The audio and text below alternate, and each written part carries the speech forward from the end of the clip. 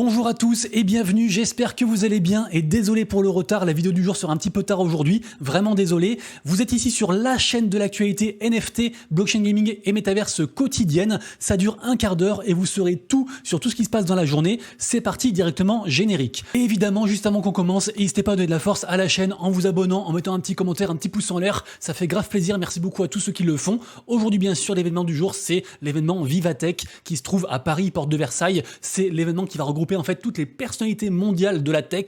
Donc il y aura tout le monde, il y aura Elon Musk, il y aura Bernard Arnault, il y aura Macron, il y a vraiment tout le monde.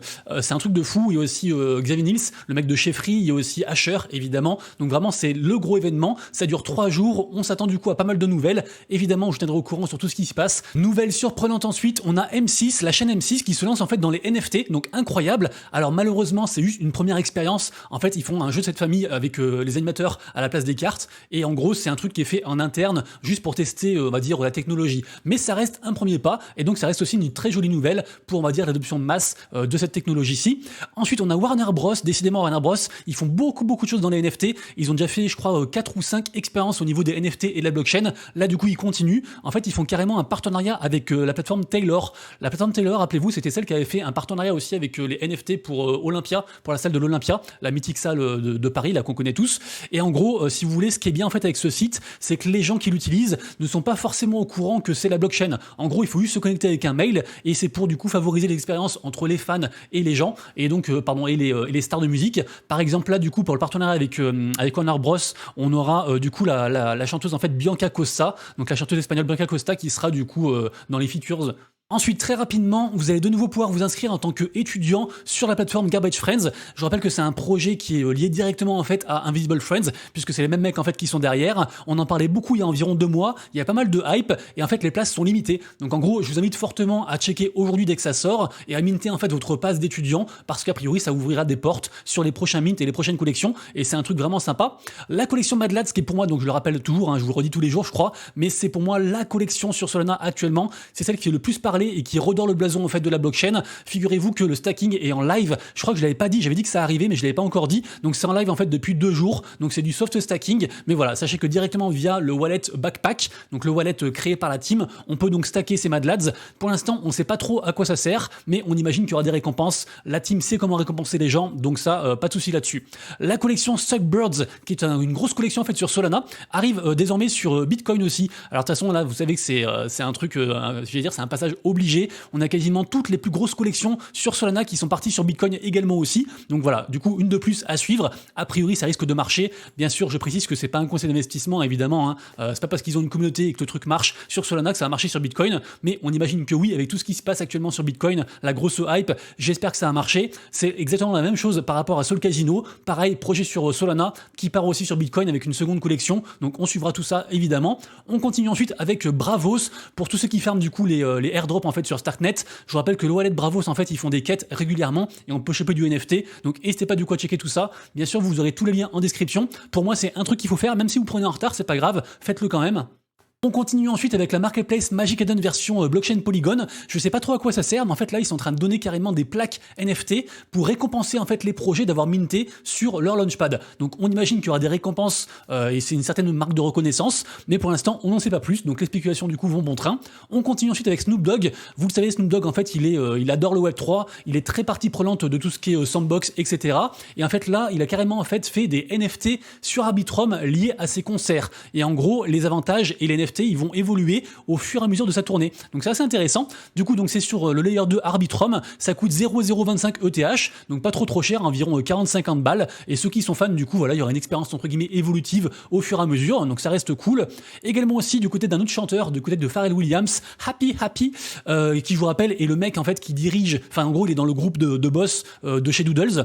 En gros, Doodles, ils ont, vous savez que Doodles à la base c'était une collection sur ETH. Depuis ils ont fait Doodles 2 qui est parti sur la blockchain Flow, qui est entre guillemets un petit petit peu l'ancêtre des NFT, hein, au niveau historique en tant que blockchain. Et en fait là, si vous voulez, ils ont aussi donc sorti sur la blockchain Flow les packs Pharrell Williams. Et en gros, à l'intérieur, il y a un pass et il y a aussi en fait des wearable NFT, donc des espèces d'habits en fait pour ces doodles. Alors pour l'instant, c'est pas fou, ça marche pas trop, mais bon, Doodle, ça reste quand même une des collections emblématiques de l'écosystème, donc j'en parle aussi. Et on imagine qu'un de ces quatre, ils vont quand même, se faire redorer le blason et remarcher. J'imagine, j'espère en tout cas pour eux.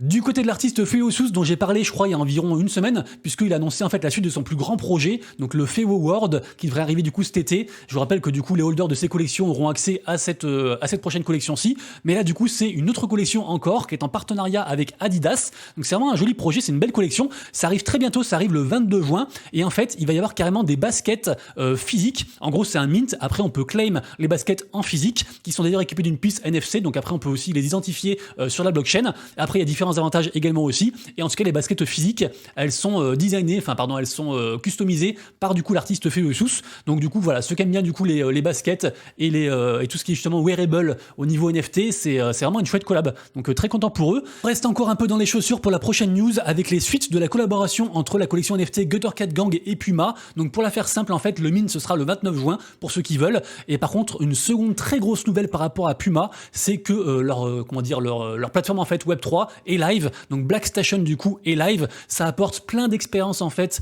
au niveau de la blockchain et de la collection Puma. Donc vraiment allez voir, tout le monde peut y aller d'ailleurs. Par contre, évidemment, ceux qui sont holders des Puma Pass, ils auront plus d'avantages. Et même d'ailleurs, ceux qui avaient holdé les trucs assez longtemps, ils avaient reçu un airdrop. Et en fait, ceux du coup qui ont l'airdrop, ils ont une semaine pour claim des baskets physiques sur la plateforme. Donc vraiment très très grosse nouvelle, très gros truc. Et j'espère que Puma du coup ils feront des belles choses. En tout cas, pour l'instant, c'est bien parti. Je vous mettrai bien sûr pas mal d'articles en description qui détaillent tout ça. Là, moi, j'évoque juste les news et après vous irez voir. On continue ensuite avec, écoutez-moi ça.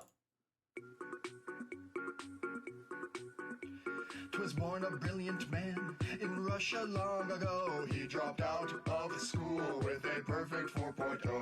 He took an ouais, je sais, je danse bien. Cryptocurrency.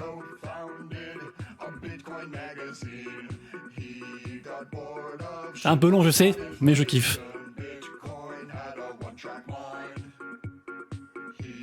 En fait, je vais vous montrer le refrain. C'est long.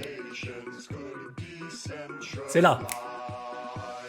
Vivi Vitalik. Voilà, bon allez, on arrête un petit peu le massacre. Du coup, donc en gros, c'est une chanson NFT dispo gratuitement sur du coup la plateforme Sand.xyz, pardon, je vais y arriver. J'en parle régulièrement de cette plateforme. C'est un truc qui marche bien et du coup, ça fait un petit peu le buzz aussi, c'est sympa. Et en fait, c'est plus pour rendre hommage à Vitalik que pour se moquer. Mais en tout cas, voilà, je trouvais ça assez sympa. Donc c'est pour ça que je vous le partage. On continue ensuite avec Yakovenko, un des cofondateurs de la blockchain Solana, puisque celui-ci a mis en fait en image de profil Twitter un NFT de la collection du coup The Faceless. Rappelez-vous, j'en avais parlé parce qu'en fait c'était la première collection de NFT compressée à 350 000 exemplaires et du coup voilà, ça fait toujours plaisir de voir ça, ça remet un peu de lumière sur la collecte. Pour l'instant c'est une collecte qui est très peu chère mais c'est une belle collecte, donc du coup je vous invite fortement à la regarder pour ceux qui veulent. Et d'ailleurs sur Solana, peut-être que, parce que du coup c'est le même mec, le même cofondateur Yakovenko qui en fait annonce possiblement l'arrivée des NFT ordinaux mais en fait sur Solana. C'est-à-dire qu'en fait la même chose qu'on peut faire sur du coup Bitcoin pourrait arriver, en fait son équivalent pourrait arriver sur Solana. Donc ça pourrait vraiment créer une très grosse hype. Donc je pense que c'est un dossier qu'il faut surveiller. Et du coup voilà, allez lire du coup les articles qui en traitent. Pour l'instant c'est vraiment les ébauches, c'est le tout début, mais il y a des gens qui planchent dessus, donc pourquoi pas. Ensuite on a une œuvre de l'artiste Xcopy, très gros artiste NFT, je pense dans le top 10 des plus gros artistes NFT, qui a vendu une de ses œuvres en fait donc aux enchères pour je crois c'est 196 ETH, non pardon, pour 137 ETH. Donc incroyable du coup, je crois que ça fait environ 240 000 balles, un truc comme ça. Donc vraiment ouf. Pareil aussi, c'est un truc ce mec là, c'est vraiment une dinguerie. Allez voir son histoire, elle est super intéressante. Si vous aviez rêvé d'acheter le téléphone Saga, le téléphone de chez Solana, et ça peut être la bonne occasion puisque rappelez-vous ça coûte 1000 balles et en fait là grâce à la collection Mad Lads, il y a une réduction de $200. Donc du coup il passe à $800. Donc vous rentrez le code du coup fucking mad et du coup vous aurez la réduction effective et ça dure je crois qu'une journée. Donc en fait ça se termine je crois ce soir à minuit, un truc comme ça. Donc dépêchez-vous ceux qui le veulent en tout cas. Info suivante, alors c'est une info plutôt long terme mais retenez le nom Mnemonic puisqu'en fait Mnemonic ils viennent de lever $6 millions auprès de Skyforce. Donc je crois qu'en tout ils ont levé genre 10 ou 11 millions, un truc comme ça. Et en gros ce qu'ils veulent faire, c'est qu'en fait ils veulent faire une marketplace NFT basée sur l'IA. Et pour l'instant on n'a pas encore trop de produits comme ça, donc ça peut être un truc sympa. En plus ce sera compatible Ethereum, Polygon, Optimism et aussi Base, qui est donc le layer 2 de Coinbase. Et voilà, du coup je pense que ça peut être un truc intéressant. C'est du très long terme, mais voilà, retenez juste mnémonique, on sait jamais si un jour ça sort, ça peut être intéressant. Et on finira, ah non, il reste 2 news sur les news générales. La première c'est par rapport à l'île de Palo, qui se trouve pas très loin des Philippines, regardez-moi ça. Et en gros Palo c'est très intéressant, puisque en gros si vous voulez, c'est un petit peu l'État qui est en train de se blockchainiser, autant en physique qu'en digital. Donc c'est vraiment très intéressant. Et figurez-vous qu'en fait les résidents, ils peuvent carrément en fait réclamer leur identité en fait blockchain, enfin pardon, réelle sur la blockchain. Donc c'est vraiment des liens en fait très très proches. Et d'ailleurs on a un petit tweet en fait aussi de Binance de CZ qui s'était rendu donc au nom de Binance il y a pas si longtemps que ça. Mais vraiment en fait l'île de Palo est en train de prendre un tournant majeur en fait dans son histoire. Et c'est très intéressant comme ça de voir des écosystèmes et des États prendre le pli en fait du Web3 et de la blockchain et en fait entre guillemets capitaliser là-dessus. Donc je leur souhaite que du bonheur en tout cas, mais c'est un truc très intéressant. Et renseignez-vous parce qu'ils font beaucoup d'opérations Palo, c'est super intéressant. Pour finir, de nouvelles, ici on se trouve sur le site en fait des missions quotidiennes de la collection Bellygum, qui était une collection en fait sur la blockchain Client et qui est passée sur Polygon il y a pas très longtemps. Et en fait ils ont annoncé un très gros partenariat avec Animoca Brands. Et en effet en fait la collection Bellygum, en fait c'est la collection NFT d'un gros groupe en fait je crois hongkongais ou en tout cas asiatique. Donc renseignez-vous dessus, faites l'émission, c'est gratuit et en fait à la fin on peut récupérer du coup des choses. Donc vous verrez ce qu'on récupère, mais en gros bon allez je vous le dis, allez c'est des whitelists. Voilà, ceux qui du coup pensaient que c'était des NFT ou quoi directement, non c'est des whitelists. Mais pour moi ça peut être un très joli projet, donc du coup moi je l'ai fait et je vous invite aussi à le faire évidemment et à faire ça sur un wallet autre, un wallet poubelle, parce que on sait jamais, la sécurité avant tout évidemment. On finira les infos générales avec la collection Pudgy Penguins sur ETH, qui pour moi est une des collections, une des meilleures collections en fait NFT, toute blockchain confondue, et ça n'engage que moi et c'est que mon avis perso, mais moi je suis convaincu qu'au prochain bull run en fait en 2024, ce sera du coup une des collections blue chip en fait sur lesquelles on pourra compter. En tout cas rappelez-vous que là en fait jusqu'à demain il y a la plus grosse exposition mondiale en fait de produits licenciés, donc il y a plein de marques, il y a je sais pas Mattel, Coca, enfin tout ce que vous voulez en fait, c'est aussi très en rapport avec justement les enfants etc. Et en gros Pudgy Penguins c'était la seule collection qui représentait en fait le Web3 dans l'exposition, vraiment c'était la seule, et justement avec tout ce qui est entre guillemets propriété intellectuelle liée aux licences. Donc voilà, c'est juste pour vous dire que les Pudgy Penguins ils prennent de plus en plus d'ampleur, apparemment ça se passe bien, l'expo se termine demain, et du coup voilà c'était une grosse victoire pour eux en tout cas, donc je voulais terminer là-dessus. On continue ensuite avec la seconde partie de la vidéo, et vu l'heure je pense qu'on va faire assez rapidement. En gros la journée est plus ou moins neutre, un léger recul sur Ethereum par rapport aux ventes en fait sur les dernières 24 heures, mais par contre sur Bitcoin ça explose, plus 87%, même sur la BNB ça explose aussi. Et sur Ethereum on a une collection fort sympathique qui est en train de capter toute l'attention aujourd'hui, c'est la collection Boring Punks. Donc regardez ça, du coup c'était encore à 0,02 ce matin, quand j'ai tweeté à propos de la collection ce matin sur Twitter en fin de matinée c'était à 0,10, là on est passé à 0,14, il y a déjà du coup eu un petit retracement, donc ça reste un truc à surveiller. En tout cas il y a beaucoup de volume, regardez-moi ça, 1054 Ethereum de volume en même pas genre 10 heures, donc vraiment c'est le truc de la journée à surveiller. Évidemment comme tous les jours sur mon compte Twitter vous retrouverez un post que je fais dans la matinée sur les NFT à surveiller aujourd'hui. Bien sûr c'est un truc subjectif, hein, c'est juste les NFT que moi je regarde. Aujourd'hui en minute du jour, c'est peut-être un peu tard pour regarder, mais regardez au moins au secondary, voir si ça a marché, s'il n'y a pas un truc à faire aussi par rapport à tout ça. Donc on avait Code Sekai, très joli projet autour de l'univers des mangas et des animés. Sur Ordinals, de toute façon il y a des projets tous les jours, on avait 3 projets qui s'étachent un petit peu en fait des autres. Je trouvais qu'il y avait Sidecast, BitPits et But Birds qui pouvaient être sympathiques.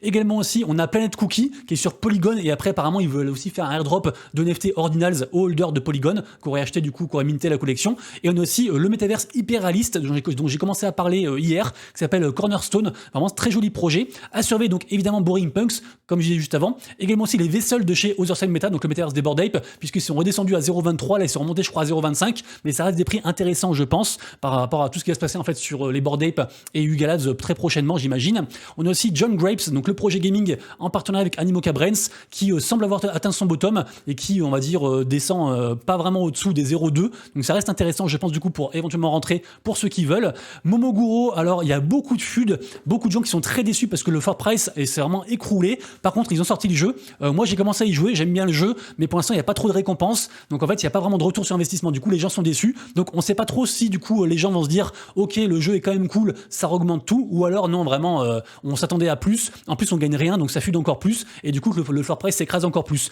Moi j'ai rechargé, mais après voilà, faites comme vous voulez. Asset Dash qui passe top 1 des volumes sur Solana, parce qu'en fait ils ont fait un truc super smart. Je rappelle que Asset Dash c'est un wallet tracker sur Solana, Ethereum et Bitcoin, et en fait ils ont fait une collection qui s'appelle Vanta, et en gros c'est des cartes comme au poker, et en fait quand on est holder de différentes cartes, on peut faire genre un brelan, un full, un carré, etc., une flush, et du coup en fait ça donne plus d'avantages. Du coup en fait les gens se sont dit bah moi je veux avoir les avantages, donc en fait ils ont tous fait du trading, des échanges, etc., et tout pour du coup avoir ce qu'ils voulaient, et forcément ça a brassé énormément de volume, et ça a même aussi augmenté le floor price, ce qui est très très rare après un reveal. En général les NFT le floor price tombe en fait après les reveals, et là du coup ça a augmenté, et donc on est passé à 12 soldes de floor price, donc bravo à eux. Et on finit aussi avec Bitcoin Mechanics qui fait des gros volumes sur la blockchain Bitcoin, justement c'est le cas de le dire. Troisième partie de la vidéo, la partie que vous attendez tous bien sûr, la partie blockchain gaming, avec une très grosse nouvelle qui concerne le soir du rap. J'ai nommé Yadek, en plus c'est un partenaire de la chaîne, donc je suis très content. En fait ils ont fait un partenariat avec Niska, donc Niska devient en fait le premier ambassadeur officiel du coup du projet Yadek, donc vraiment bravo à eux, parce que bah, c'est juste un des plus grands en fait rappeurs actuels du moment en France, donc vraiment incroyable. Et évidemment du coup les holders en fait de ces cartes dans le jeu, en fait ils pourront avoir accès à genre des rencontres, des trucs, enfin des avantages en fait liés du coup aux rappeurs, donc vraiment incroyable et bravo à eux, c'est une très jolie et très grosse nouvelle. Ensuite on a My Neighbor Alice qui est un peu une sorte de Animal Crossing qui marche très très bien depuis je crois quasiment 2 ans, c'est vraiment un très gros projet qui en plus se crochénise, et en gros ils rejoignent le conseil d'administration de Oma3. Et en fait Oma3 c'est un petit peu un regroupement en fait de plein de gros projets, gros investisseurs gaming, notamment on a Sandbox, Alien Worlds, Animoca Brains, etc. Donc c'est juste pour dire qu'en fait My Neighbor Alice devient de plus en plus important dans l'écosystème gaming, et en général les gens n'en parlent pas beaucoup, mais c'est vraiment un très gros projet et qui je pense se bâtit pour durer très longtemps, parce qu'il est vraiment entre guillemets simple d'accès, je vais dire ça comme ça, donc vraiment très intéressant. On continue ensuite avec le prochain jeu des Bored Ape, donc Legends of the Mara. Pareil, je pense que ce sera vraiment un des plus gros projets en fait de cette année qu'il faut surveiller. Alors du coup la news en fait on s'en fiche, juste gardez en tête que ce projet il faut le surveiller impérativement. En plus les vaisseaux ils baissent un peu, les landes aussi c'est pas trop cher actuellement, je crois que c'est vers 1 ETH, donc on est plutôt vers les bottoms en fait que vers les ATH, vers les all time high. Et juste pour vous dire qu'en gros ils distillent les news au fur et à mesure pour expliquer un petit peu comment le jeu va marcher, les mécaniques, etc. Donc voilà, je vais pas tout vous redire à chaque fois, renseignez-vous, mais pour moi c'est un très gros truc. GameStop ensuite, donc rappelez-vous GameStop c'est une franchise de jeux vidéo à la base, hein, de magasins de jeux vidéo, qui est un peu dans la sauce, ils ont beaucoup licencié, ils ont tenté une incursion dans le Web3 avec les NFT et tout, ça s'est très mal passé. Depuis ils ont fait des gros partenaires avec Illuvium, avec pas mal de choses, et là c'est en train de reprendre un peu du poil de la bête, et dernièrement ils ont fait une demande assez marrante, assez intéressante à la SEC, puisqu'en gros il y a les actionnaires en fait de GameStop qui ont soumis une proposition pour que la boîte verse les dividendes sous forme de NFT, donc un truc que pour l'instant personne n'a jamais fait, donc ce serait une très jolie utilité des NFT, donc on suivra ça. En tout cas GameStop pour l'instant il semble ressurgir un petit peu, il semble résurrecter, je sais pas si ça se dit, mais c'est intéressant. On reparle ensuite de Grapes, et en attendant leur token ils ont sorti la Grapes Juice 2.0, donc je vous rappelle que Grapes en fait c'est une application pour mobile, donc c'est des jeux en fait pour joueurs occasionnels, il y a plein de jeux différents, c'est un truc assez fun, très facile à prendre en main, et en fait on peut carrément en fait gagner du vrai argent dessus,